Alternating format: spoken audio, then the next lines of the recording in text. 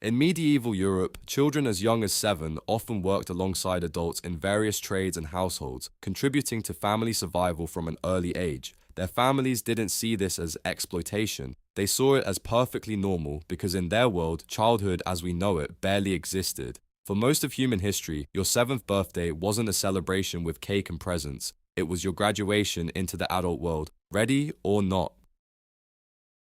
We live in a culture obsessed with protecting childhood. Car seats and safety scissors and entire government agencies dedicated to child welfare. We extend adolescence well into the 20s and worry about kids growing up too fast. But this protective cocoon around children, historically speaking, it's bizarre. For thousands of years, the idea that children deserved special treatment, different clothes, or protection from adult realities would have seemed not just strange, but economically catastrophic. The transformation of childhood from a brief prelude to life into a sacred, protected phase represents one of the most dramatic social revolutions in human history. And it all hinges on that pivotal age of 7, when medieval society believed children crossed from innocence into capability, from burden into asset, from protected child toward productive member of society. Understanding why childhood was so brief reveals not just how differently our ancestors lived, but how the very concept of being young is far more fragile and recent than we imagine.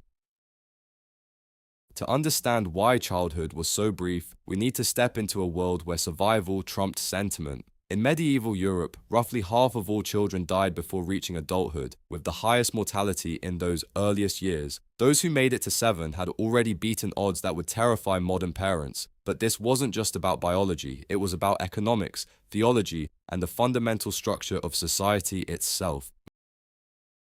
Medieval thinkers didn't pick 7 randomly. They inherited it from classical antiquity and Christian tradition, building on ancient philosophical ideas about human development that emphasized 7-year cycles of growth. But more importantly, they observed that 7-year-olds could walk long distances, follow complex instructions, and contribute meaningfully to household labor. In an agricultural society where every pair of hands mattered for survival, this wasn't child exploitation, it was economic necessity. The medieval mind divided human development into distinct phases that sound almost modern until you examine them closely. Infantia lasted from birth to 7, pueritia from 7 to 14, and adolescentia from 14 to full adulthood. But here's what's crucial. These weren't stages of protection and gradual development. They were stages of increasing usefulness. A child in infantia was essentially useless, requiring constant care and offering nothing in return. At 7, that calculation flipped overnight. Philippe Ariès, the French historian who revolutionized our understanding of childhood in his 1960 masterwork, Centuries of Childhood, found evidence of this transition everywhere he looked. Medieval art often shows children dressed in adult-style clothing and present in adult settings. There were no children's books, children's games that adults didn't also play, or children's clothing. A 7-year-old wore the same style robes as their parents, just smaller. But the most telling evidence comes from medieval legal codes. Around age 7, children began to be held increasingly responsible for their actions. They could sometimes enter into certain types of agreements under adult supervision. They could be betrothed to cement political alliances, though actual marriage typically waited until much later. In England, children could theoretically face severe punishments for serious crimes, though in practice this was quite rare and usually involved older children. This wasn't cruelty by medieval standards, it was recognition that these small humans now possessed developing moral agency and practical capability. The Catholic Church reinforced this transition through teachings about moral development. Around age 7, children were believed to begin distinguishing right from wrong and were therefore becoming responsible for their spiritual lives. They could participate more fully in religious life, including confession and communion in many regions. The theology was clear. This age marked the transition from innocent childhood toward moral responsibility. Consider the practical realities that made this transition necessary. In a world without electricity, every daylight hour mattered for productive work. 7-year-olds could tend animals, help with harvests, assist in workshops, and perform the countless small tasks that kept medieval households functioning. They weren't being robbed of childhood. From society's perspective, they were finally old enough to justify the resources spent keeping them alive. But here's where the story gets complicated, because the transition at 7 wasn't universal or absolute. It varied dramatically based on social class, and the contradictions reveal just how constructed these age boundaries really were. For peasant children, 7 meant immediate integration into adult work. Archaeological evidence from medieval farming communities shows 7-year-olds suffering the same repetitive stress injuries as adult laborers. Their skeletons bear the marks of heavy lifting, constant bending, and malnutrition from sharing adult food portions despite still growing bodies. These children didn't gradually ease into responsibility. They were thrown into the deep end of adult life because their families couldn't afford the luxury of extended childhood. But aristocratic children experienced something closer to what we might recognize as childhood. Though still radically different from modern standards, noble 7-year-olds were often sent away from home to serve in other aristocratic households, a practice called fosterage. This wasn't abandonment, it was education. These children learned courtly manners, political alliances, and martial skills by serving as pages and attendants. They were still children in our sense, but they were children with jobs, responsibilities, and expectations that would crush a modern 7-year-old. The church offered a third path. Monastic schools accepted children as young as 7 as oblates, essentially donated to religious life by their families.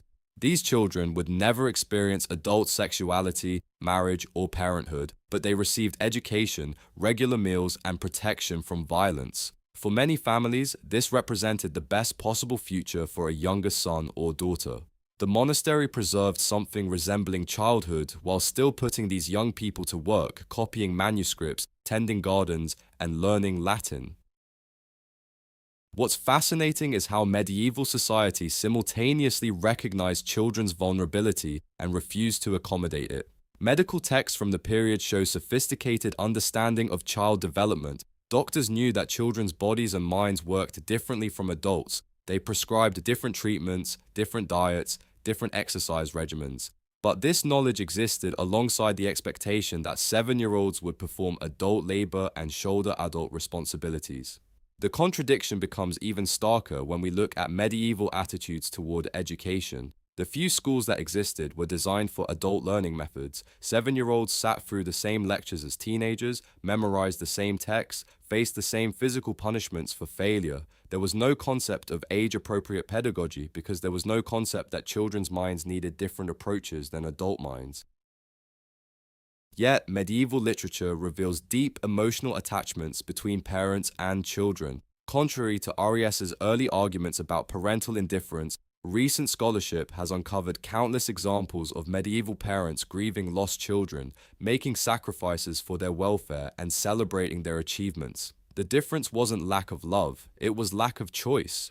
Love couldn't change the economic realities that forced children into adult roles. The most revealing contradictions appear in medieval law. While 7-year-olds could face increasing legal responsibility, they couldn't inherit property until much later. They could be betrothed but couldn't consummate those marriages until puberty. They could work adult jobs but couldn't choose those jobs for themselves. Medieval society created a bizarre legal category, old enough for some responsibilities and consequences, but not old enough for autonomy and rights. This legal complexity reflected a deeper uncertainty about what childhood actually meant. Medieval thinkers inherited classical ideas about human development, Christian theology about moral responsibility, and practical necessities of agricultural life.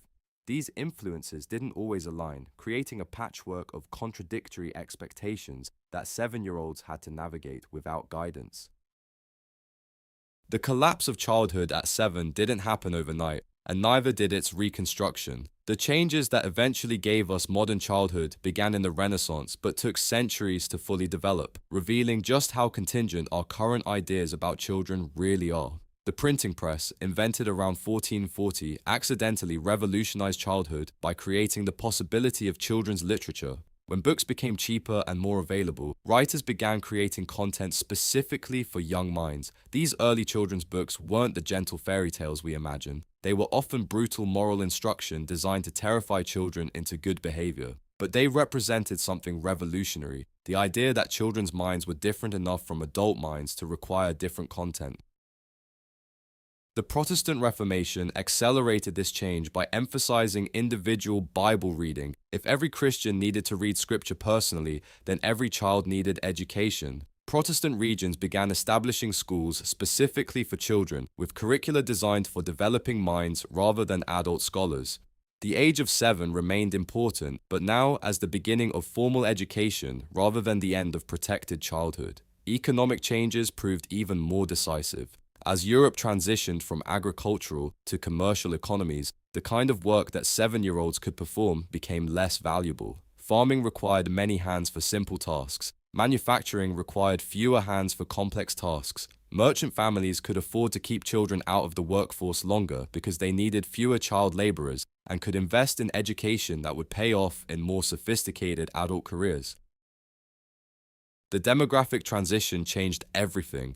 As infant mortality declined and life expectancy increased, the brutal calculus that made 7-year-old workers necessary began to shift. Families could afford to invest more resources in fewer children because those children were more likely to survive and support their parents in old age.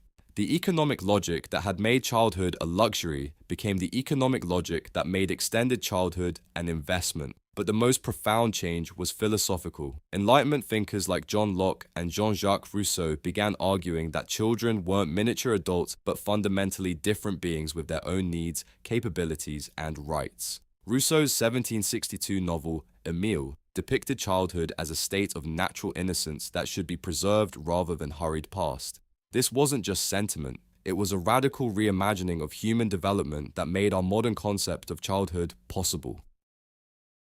The transformation wasn't uniform or immediate. Working-class children continued laboring in factories and mines well into the 19th century. Child labor laws didn't emerge until the Industrial Revolution made child workers less economically valuable than educated adult workers. Even today, millions of children worldwide work in conditions that medieval peasants would recognize, suggesting that extended childhood remains a luxury that many societies cannot afford. What we call childhood today, this protected space of play, education, and gradual development, exists only because specific historical conditions made it possible. High infant survival rates, economic prosperity, compulsory education, and child labor laws all had to align before 7-year-olds could remain children rather than becoming workers. The age of 7 remains significant in modern psychology and education, but now as a milestone within childhood rather than its endpoint. Understanding this history reveals how contingent our assumptions about children really are. The idea that 7-year-olds should play rather than work, attend school rather than jobs, and be protected rather than productive isn't natural or universal. It's the result of specific economic, technological, and cultural developments that could potentially be reversed under different circumstances.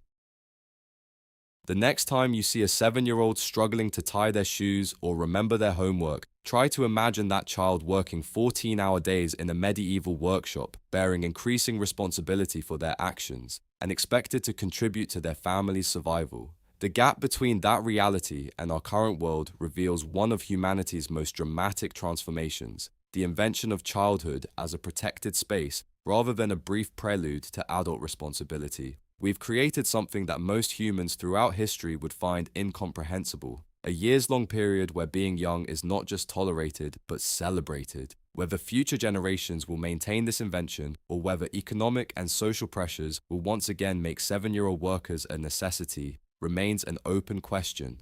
The history of childhood reminds us that even our most basic assumptions about human development are far more fragile than we like to believe.